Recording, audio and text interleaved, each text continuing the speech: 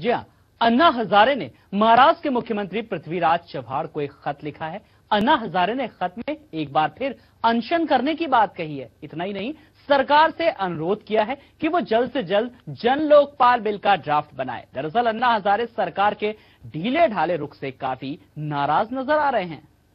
अगर सरकार चाहते तो इस पर जो तज्ञ लोग हैं उन लोगों को लेकर ऐसे ड्राफ्ट बनाना चाहिए कानून का। लेकिन अगर नई ड्राफ्ट बनाया तो आपके अनशन चढ़ने की बात भी नहीं, बाद में तो हम लोग का भी अनशन या आंदोलन तो चलते रहेगा। सब जगह पर करप्शन है, एक पाकिस्तान एक भारत नहीं, सब जगह पर करप्शन है। सब जगह पर करप्शन मिटाने वालों की जरूरत है। दुनिया में कौन सा देश है ऐसा कि करप्शन नहीं है? हर जगह पर करप्शन। ओबामा ने भी आपकी सूची की है, आपके जो आंदोलन किया आपके काम से बहुत प्रभावित हुए हैं बराक ओबामा। कौन? अमेरिका के अध्यक्ष बराक ओबामा। ये तो मेरा थोड़ा क्रेडिट है। वो पूरे देश के जनता ने जो आंदोलन किया, करने वाले तो वो है। अहिंसा के मार्ग से जनता ने आंदोलन किया तो क्रेडिट तो उनको देना चाहिए। मैं तो निमित्त मात्र था। और ज्यादा जानकारी के लिए बात करेंगे अपने मुंबई संवाददाता अजय परिहार से। अजय, सामाजिक कार्यकर्ता अन्ना हजारे ने महाराष्ट्र के मुख्यमंत्री को एक पत्र लिखा है, क्या कुछ लिखा है उस खत में? जी आलोक जी, अन्ना हजारे जी का जो खत है मुख्यमंत्री पृथ्वीराज चौहान के लिए, उसमें ऐसा साफ शब्दों में लिखा है कि सरकार से उन्होंने अनुरोध किया है कि जल्द से जल्द लोकपाल बिल को के ड्राफ्ट को बनवाया जाए। और उनसे पहले जो सरकार ने उनसे वादा किया था कि ये जल्द से जल्द होगा, लेकिन वो उनको दिखाई नहीं दे रहा और उनकी जो गतिविधियां सरकार की चल रही है वो एकदम ढीली ढाली चल रही है। जिसके चलते उन्होंने सरकार को आज एक खत लिखा। उस खत में लिखा है कि अगर उनकी माने नहीं मानी गई तो वो फिर से अनशन पे बैठ सकते हैं।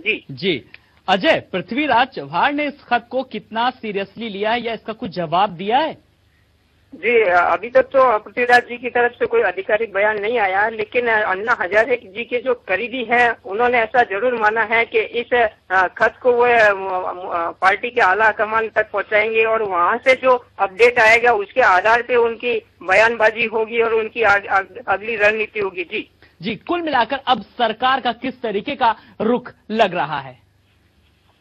जी, जो महाराष्ट्र सरकार के मुख्यमंत्री हैं पृथ्वीराज चौहान जी, उन्होंने पहले भी अन्ना जी से मिलके और आश्वासन दिया कि जल्द से जल्द लोकपाल बिल लागू किया जाएगा और उनकी जो मांगे हैं वो सभी मांगे उसमें रखी जाएगी और उनके जैसा ही बिल पारित होगा। लेकिन जो सेंटर में बैठे हैं उनके आला कमान अधिकारी, वो क्या इसके ऊपर अपनाते हैं उसका उनको इंतजार है। जी, लोगों में किस तरीके की प्रतिक्रियाएं नजर आ रही हैं?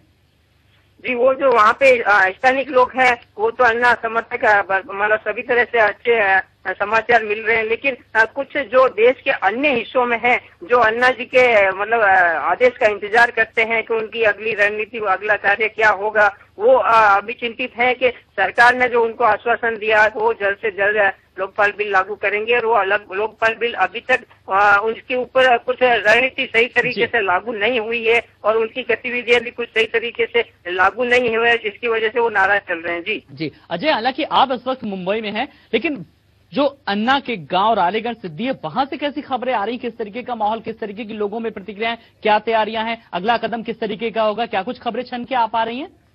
जी बिल्कुल, वहाँ पे रालेगांव सिद्धि जो महाराष्ट्र का अहमदनगर जिले के अंदर है, वहाँ पे कई लोगों का तांता लगा रहता है। देश विदेश से लोग आते हैं वहाँ पे। अभी पाकिस्तान से भी एक प्रतिनिधि मंडल आया है और बराक ओबामा है जो अमेरिका के, उनके उधर से भी कुछ अच्छे समाचार आ रहे हैं। इसके अलावा कई ऐसे देश हैं उनके खत भी वहाँ पे आ रहे हैं, उनके ईमेल आ रहे हैं, उनके कई ड्राफ्ट उनके पास में डेली आते रहते हैं जिसमें उनके काम की प्रशंसा की है और उनको भ्रष्टाचार में लड़ाई में सबसे आगे और प्रमुख नायक माना है। जी, बहुत बहुत शुक्रिया इस तमाम जानकारी के लिए अजय। तो हमारे मुंबई संवाददाता अजय बता रहे थे कि फिलहाल अन्ना हजारे ने महाराष्ट्र के मुख्यमंत्री पृथ्वीराज चव्हाण को एक खत लिखा है। अन्ना हजारे ने खत में एक बार फिर अनशन करने की बात कही है, साथ ही सरकार से अनुरोध किया गया है कि वो जल्द से जल्द जन लोकपाल बिल का ड्राफ्ट तैयार कर ले।